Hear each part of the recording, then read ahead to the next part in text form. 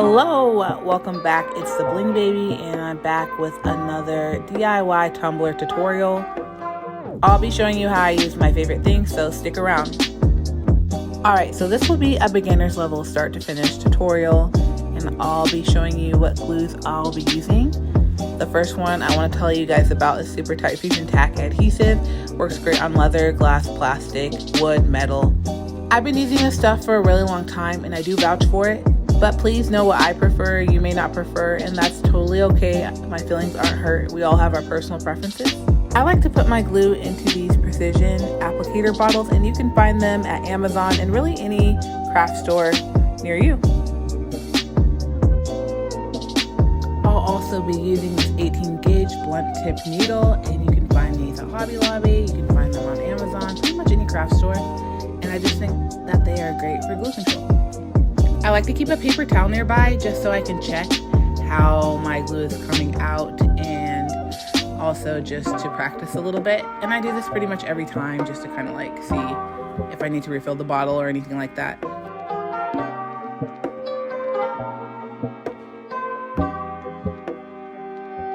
For lines, it's up to you. I wouldn't say one's better than the other, especially when you're getting started. Just find what you like and what's comfortable to you. I recommend keeping a paper towel nearby, and I like to do that just to keep any of the old glue debris off of the tip and keep it clean. On this project, I'll be using isopropyl alcohol. 91% or 70% is perfect. Really doesn't matter, it's up to you. Lint-free coffee filters are to wipe the dust off, but if you don't want to use those things, you can just wash this with Dawn dish soap or any dish soap and pat dry.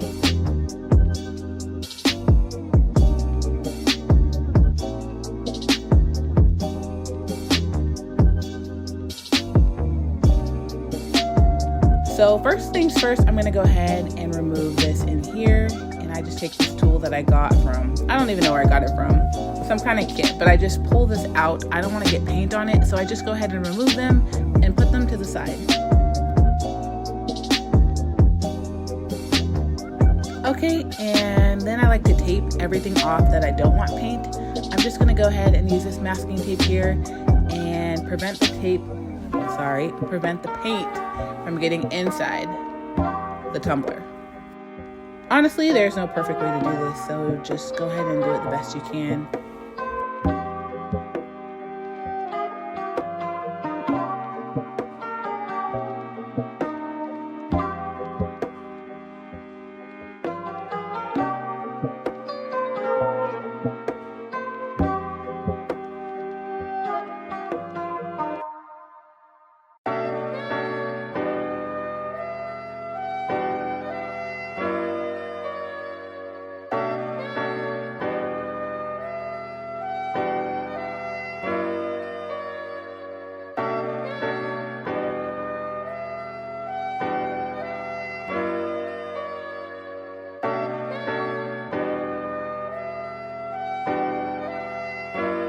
Okay, now that she is all taped up, we're gonna go ahead and get ready to sand her. I like to use anything from 80 to 200 grit. Anywhere in between there I think is good, but it's really up to you. You just wanna make sure that you get all of that shine off, all that finish off, and that'll help for better adhesion. Now I know not everybody likes to sand, and that's fine, but I just do. It makes me feel more secure that way. Okay, so I like to get this Gator Sandpaper. It's in a huge pack.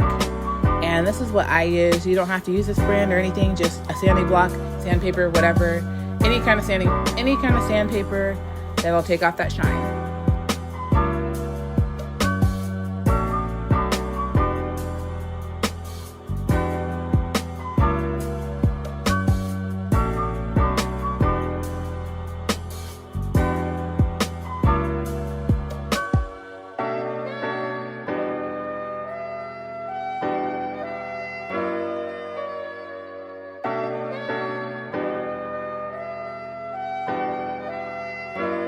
Now we are gonna go ahead and prep our tumbler. So I'm gonna go ahead and sand, and I wanted to note that I did cover up my logo with transfer tape.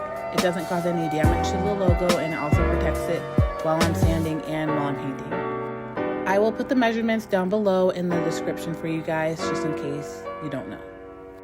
So when it comes to sanding, you want to get that shine off. You see how it's kind of like a frosted look? That's the look that you want to go for. And like I said, not everybody likes to sand, but personally, that's how I've been taught and that's how I like to do it. And this, like I said earlier, creates better adhesion for your rhinestones to stick. Okay, next I'm going to go ahead and take my lint-free coffee filter and alcohol and wipe all of that dust off. Trust me, you want to do this just because you don't want any of that dust to interfere with the paint process or the rhinestone adhesion process, because it can. So make sure that you get all of that clean and off.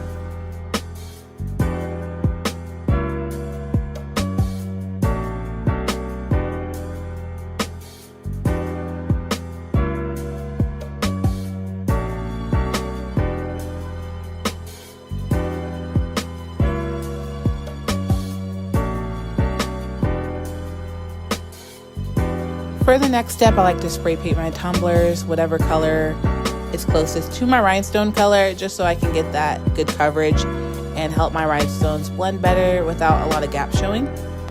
Of course, you don't have to do this step, but please know that there are vapors in the air when you are spraying it, so you may want to wear a mask just to protect yourself. Also know you can hand paint them as well, and I know a lot of people who do, and that's totally fine. I'm just a little bit impatient, so I like to do it this way. And then it's up to you if you want, but I like to seal it too. I seal with Mod Podge. It has glitter in it. I think it's fun, so I like to do it that way. Okay, so I'm using 4 different sizes of rhinestones on this tumbler. But my main stone is a 5mm or an SS20, and I like that stone because it's bigger and I like the look of it. I do have smaller stones for fillers, so when I go down on my taper, I can keep my lines as straight as I can. So right here I'm doing some dot work. It doesn't really matter, it's personal preference. Some people like to evenly apply their glue on the surface. Some people like to do dots, and some people like me like to do lines. I wouldn't say one is better than the other, but really it's honestly up to you. But back to that foundation line, you guys need to keep that line straight, like I said, because that line is going to help you determine how your tumbler will look down the road when you're doing a honeycomb pattern. Okay, so to make sure my line is straight, I like to go ahead and put my tumbler flat on a hard surface and make sure all my stones are even with each other.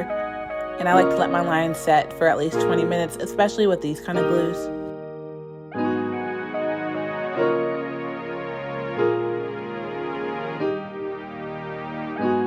You're going to notice about the third line in that you're going to be getting some funny gaps, kind of. They're going to get a little bit smaller, and that is because the cup is starting to taper. And that is why I use filler stones to keep my lines as straight as I can. Honeycomb is my favorite pattern. I think it looks really good, and it also minimizes the gaps that you might see.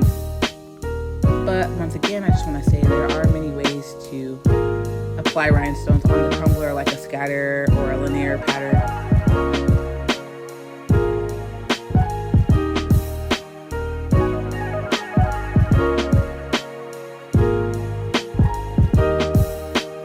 I do want to remind you to please be patient with yourself, because when I first started, I do want you to know that I struggled a lot, especially with the tapered tumblers.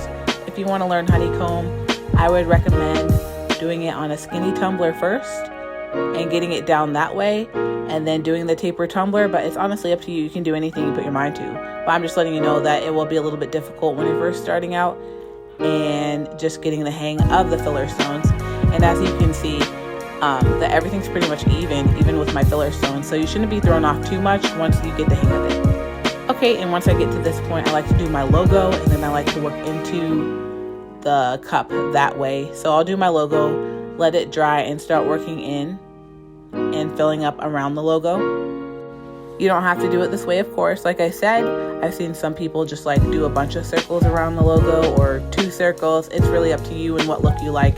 My favorite thing about the bling community and like the tumbler community is we all have our different styles, and we all bring something pretty much different to the table. You can all kind of see everyone's work and how everyone's work is kind of different and the different variations, and I think it's really cool.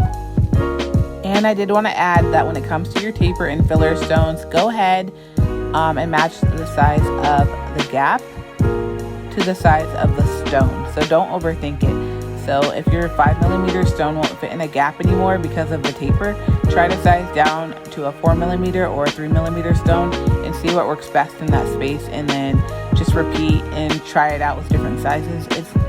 It honestly can be difficult when you first start, but if you keep practicing, you'll get it, trust me. Just doing a check and checking to make sure my lines are straight as possible. I actually like to keep the lines on my tumbler so I can see if everything's lined up pretty good and straight.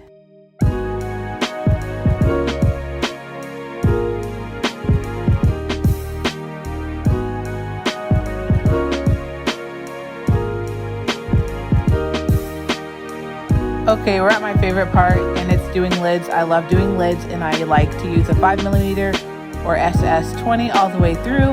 I love the look of it, and they don't take too long once you get the hang of it.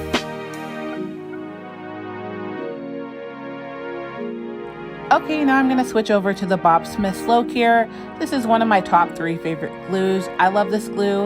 Well, it's an epoxy adhesive, but I love it because of its durability and how fast it cures. You do need to keep in mind that it needs to be mixed a 1-to-1 ratio to create that chemical reaction. So I'm just mixing it with these disposable lip gloss applicators, and you can get them on Amazon in all kinds of colors for a really good price. Please keep in mind with the Bob Smith Slow Cure that you have about 30 minutes of working time, but that can vary. If you're in a warmer climate, the glue will cure faster, and if you're in a cooler climate, it'll cure slower. So just make sure that you kind of keep track of that, and also work in small sections so you don't get ahead of yourself and then run into trouble, because that has happened to me before and I don't want that to happen to you guys.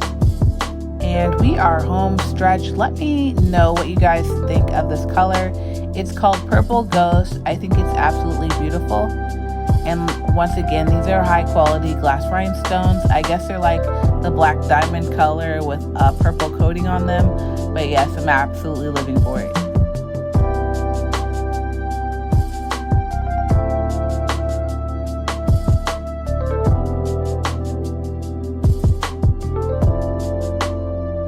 Okay, here is the finished look, and I'm absolutely in love. Let me know what you think down below.